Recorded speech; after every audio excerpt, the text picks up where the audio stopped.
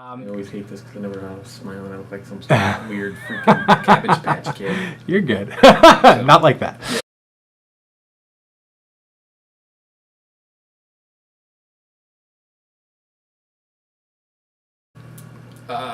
It was just one of those things that, my dad was coaching the team, coaching my brother's team, and I, would always go along, and, I found out I could kick a ball very far, so he stuck me on the same team, and it was one of those things where I just had to play.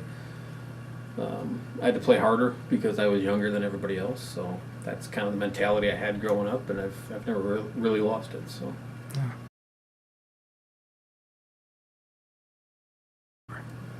The director of soccer operations, it's always been kind of a goal of mine to kind of have an influence on both the men's and the women's program. The rules are the same, but they're both played differently. So, the speed of play on the men's side is just awesome, and when you really nail it, and you have 11 players out there that are just playing with speed and flying to the ball and movement off the ball and all that kind of stuff. It's just a very beautiful game to watch. The part I don't like is the flopping and all that kind of stuff, and I swear to gosh, I always wanted to have them video replay whoever flops gets a game or two ban afterwards, and just start dishing that stuff out and take that out of the game, because that's just hurting the game completely, and that makes me mad. But on the women's side of that, it's I always go back to that the BYU Utah game where the girl pulled the other one by the hair, and just get up and just smack her and keep playing, and it's one of those things that women, I've seen them take a soccer ball to the face and hit the ground, blood flowing out of both sides, and she gets up and goes and plays, and she just doesn't it's not a thing. You see a girl, one will take the other one out, the other one will get right up and go keep playing and stuff like that. And that to me is pure soccer. And the speed of play isn't the same necessarily. I've seen some girls that can play with some guys, and and they're special players and stuff like that. But it's probably the purest form of the sport is watching women's soccer play, and it's kind of a real special thing that I really love to watch, and they play it with the mentality of, I'm not going to roll around on the ground like I got shot in the butt or something. They're just I'm up, I'm down, I'm back up, and I'm going at it. And sometimes you have to yank them off the field and say, no, that's we have to check you out because you probably are hurt, and they don't get it. So, and I love that. I mean, that's my mentality, day one through everything. Is hopefully when I go to the grave, I'm going to be pushing out of the grave trying to get out and say, no, I'm not done yet, and see what happens. But then they'll think I'm a zombie.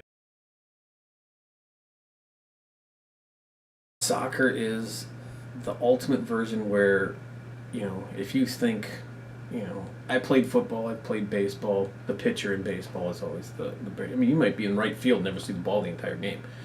Football, it's, if you're the lineman, nobody knows your name. It's just you got that big butt and yellow pants or whatever it is or something like that. So, you're important, but nobody really notices you.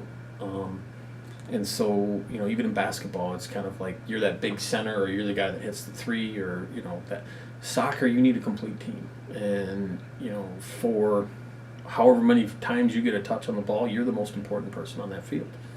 And, even if you're the closest person to the ball, you're the most important person on your team defending that ball. And everybody has a chance to be important. Everybody has a chance to make a difference. It's not just, you're never going to see a lineman necessarily score unless, they've designed a specific play for it or something like that.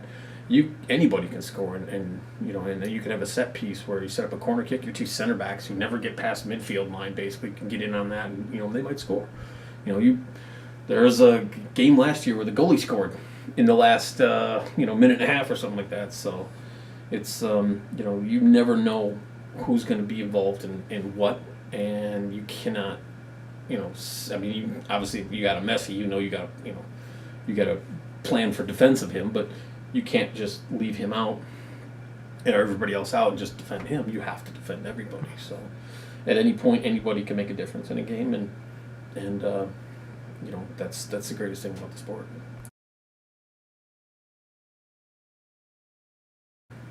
I ate at Mavericks last night for my birthday. Nice. It wasn't bad. I had the what did I have? The 2-for-2 chicken brisket and the ribs with Jack Daniel's sauce. My wife was thoroughly impressed with the steak. She said it was cooked perfectly. One of the first times she has ever had to have that, so that was pretty good. Plus, for my birthday, I got a really cool brownie dessert for free, so I was pretty happy about that. Nice. Where else have I eaten in town? That's I ate at Scotty's. Okay. Had buffalo for the first time in my life. Buffalo burger. Yeah, Never there had you one go. of those before. Always wanted to, just never really gotten around to it. You know, it's all right. It's not, you know, oh my god, I gotta have buffalo every night. But you know, it was completely edible, and I might order it again or throw it up there as a lark every now and then. So I'm trying to think. Usually I make my own food, so it's one of those things where I don't go out too often.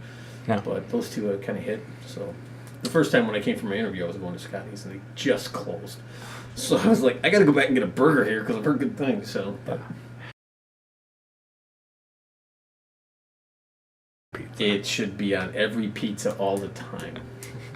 No, for me, my personal pizza is a pepperoni, pineapple, black olive, and onion pizza, Little Caesars. But you know, like on a pizza now. So I mean, it's one of those things where it depends on what you have on the pizza and what your mood is. You know, if you want something a little lighter, you know, throw a little fruit on it. If you want something a little heavy, you know, go for all the meat. So, but usually with my family, we get two, one pizza, one the other one, and it's kind of everybody piles on. So.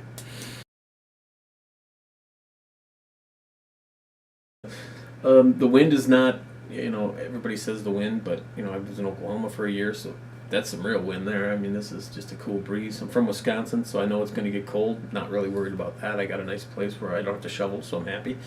Because that was one of the reasons I left Wisconsin, because I hate shoveling snow. So that'll be good. You know, one thing that, you know, coming from Columbia, Missouri, was that, you know, they were really, really pet friendly.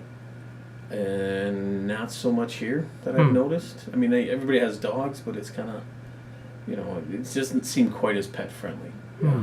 And so that's one thing I gotta kind of get used to a little bit. But then again, you know, my dog's on a leash because that's the way, you know, where I've been. But everybody else's dog's running free, so I'm like, all right, yeah, it's a little different that way. So just gotta get used to the things and adapt and overcome.